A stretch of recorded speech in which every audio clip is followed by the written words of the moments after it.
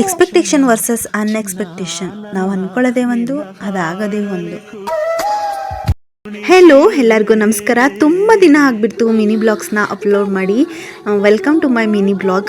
ಏನು ರೀಸನ್ ಅಂತಂದರೆ ಹಾಸ್ಪಿಟಲ್ಲು ಮತ್ತೆ ಅವ್ರಿಗೆ ಹುಷಾರಿರಲಿಲ್ಲ, ಮೀನ್ಸ್ ನಮ್ಮ ಅಪ್ಪ ಅವ್ರಿಗೆ. ಸೊ ಅವ್ರನ್ನ ಮತ್ತೆ ಹಾಸ್ಪಿಟಲ್ಗೆ ತೋರಿಸಿದ್ದು, ಅವ್ರನ್ನ ಅಲ್ಲೇ ಅಡ್ಮಿಟ್ ಮಾಡಿದ್ದು, ಇದೇ ಥರ ಆಗಿಬಿಡ್ತು ತುಂಬ ದಿನ. ಸೊ ನನಗೂ ವೀಡಿಯೋಸ್ ಮಾಡ್ಕೊಳ್ಳೋ ಅಷ್ಟು ಮನ್ಸು ಕೂಡ ಇರಲಿಲ್ಲ. ಹುಷಾರಿಲ್ಲ ಅಂತಂದರೆ ಯಾರಿಗಾದ್ರೂ ಮನೆಯಲ್ಲಿ ಹುಷಾರಿಲ್ಲ ಅಂತಂದರೆ ಬೇರೆ ನಮಗೆ ಯಾರಿಗೂ ಏನು ಮಾಡೋದಕ್ಕೂ ಮನಸ್ಸು ಇರೋದೇ ಇಲ್ಲ ಅಲ್ವಾ. ನನಗೂ ಅದೇ ಥರ ಆಗಿಬಿಡ್ತು. ಆ್ಯಂಡ್ ಅದ್ರ ಮಧ್ಯೆ ಸ್ವಲ್ಪ ನನ್ನ ಹೆಲ್ತ್ ಕೂಡ ಸ್ವಲ್ಪ ಹಾಳಾಗ್ಬಿಡ್ತು.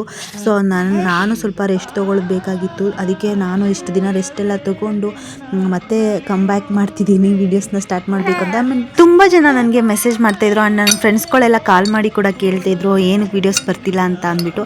ಸೊ ಇದೊಂದು ಇನ್ಫಾರ್ಮೇಷನ್ ವೀಡಿಯೋ, ಇಷ್ಟು ದಿನ ನಾನು ಯಾಕೆ ವೀಡಿಯೋಸ್ ಮಾಡಿಲ್ಲ ಅಂತ ಅಂದ್ಬಿಟ್ಟು.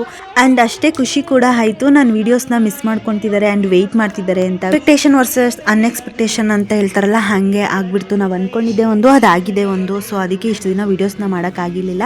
ಇನ್ನು ಮುಂದೆ ಕಂಟಿನ್ಯೂ ಮಾಡ್ತೀನಿ. ಆ್ಯಂಡ್ ಯಾರೆಲ್ಲ ಮಿಸ್ ಮಾಡ್ಕೊಂಡಿದ್ರಿ ಅವರೆಲ್ಲರಿಗೂ ಥ್ಯಾಂಕ್ ಯು. ಆ್ಯಂಡ್ ಖುಷಿ ಆಗ್ತಿದೆ.